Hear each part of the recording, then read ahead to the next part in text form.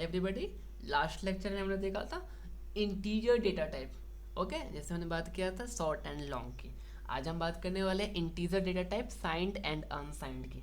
Signed क्या होता है, जैसे कि मानो कि आपको -2 -3 -4 पुट करना है, ठीक है, तो आप उस टाइम डिक्लेयर करोगे signed int A signed int B. Okay, but आपको सिंपली कोई डेटा स्टोर करनी है जो कि जिसमें साइन से कोई मतलब ना हो। ठीक है, जैसे कि मान लो कि आपको लेंथ मेजर करना है और लेंथ नेगेटिव नहीं होती, तो आप जो है उसको साइंड इंटीजर के बदले अनसाइंड इंटीजर में डिक्लेयर करो, ताकि आप ज़्यादा वैल्यूज स्टोर कर पाओगे।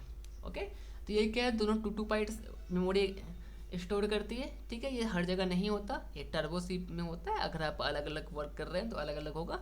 आप इसको चेक कर सकते हो by the typing of by the use of size of operator. Okay, size of operator का यूज करो, आप सिंपली लिखो साइज ऑफ साइंड इंट, तो इसकी वैल्यू वो प्रिंट कर देगा कि ये कितनी मेमोरी इसको मिलने वाली है। ठीक है, तभी मैंने एग्जांपल के 2 बिट्स लिए है, 2 बाइट्स लिए है। अब ये तो बढ़ घट सकता है, वो डिपेंड करता है कि आप कौन सा कंपाइलर यूज़ कर रहे हो। ओके, और जो अनसाइंड इंटीजर होता है ये भी 2 बाइट्स ही रहता है, तो ये याद रखना है, दोनों जगह सेम होता है।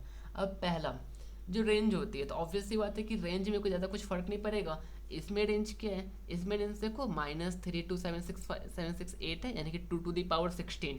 2 बाइट्स का मतलब है 16 बिट, और 16 बिट मतलब 2 का पावर 16, 2 का पावर 16 यानी कि 32768 तक ये जाएगा। ये एक कम क्यों है, बिकॉज एक जीरो भी डेटा होती है तो उसका भी स्टोर करना है, तो ये इतनी वैल्यू स्टोर करती है। अब जो अनसाइंड इंटीजर होता है उसमें तो हमें नेगेटिव जाना ही नहीं है, और हमें नेगेटिव नहीं जाना है, तो जितनी वैल्यूज उसकी नेगेटिव में है, क्या वो वैल्यू पॉजिटिव में एक्स्ट्रा नहीं हो जाएगा? तो ये एक्स्ट्रा वैल्यूज जो है प्रिंट करता है। इसलिए ये जितना रेंज शॉर्ट इंट का होता है, साइंड इंट का होता है, उसका 2 गुना रेंज जो है लॉन्ग इंटीजर का होता है। क्यों? सॉरी, अनसाइंड इंटीजर का होता है। क्यों?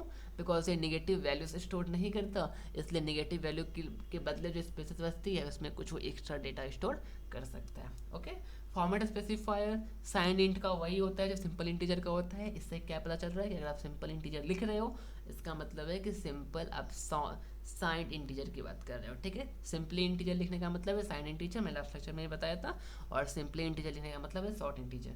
और ये होता है रेंज, और इसकी स्पेसिफायर परसेंटाइल यू होती है, याद रखेंगे परसेंटाइल यू होती है। ओके, अदरवाइज आपको वार्निंग मैसेज मिलेगी। ठीक है, तो वार्निंग मैसेज ना मिले तो इसको ध्यान में रखते हुए आप इसको देख लोगे। ओके, बाय डिफ़ॉल्ट क्या होता है? बाय डिफ़ॉल्ट अगर आपको साइंड इंट लिख रहे हो, तो साइंड इंट का मतलब होता है शॉर्ट साइंड इंट। ठीक है, यानी कि अगर आपने शॉर्ट या लॉन्ग डिक्लेयर नहीं किया है तो वो शॉर्ट है। ठीक है, जैसे कि मैंने बताया था कि अगर आप डिक्लेयर नहीं करते हो कि शॉर्ट है या लॉन्ग है, तो वो शॉर्ट इंटीजर ही माना जाता है।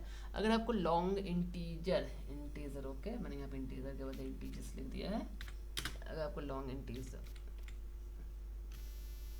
अगर आपको लॉन्ग इंटीजर जो है प्रिंट करवाना है, तो आपको डिक्लेयर करना पड़ेगा लॉन्ग साइंड इंट ए। ओके, पहले आपको क्या प्रिंट करना है कि आपको डेटा कैसे स्टोर करनी है, थोड़ी या ज़्यादा। ज़्यादा स्टोर करनी है तो लॉन्ग, कम तो शॉर्ट।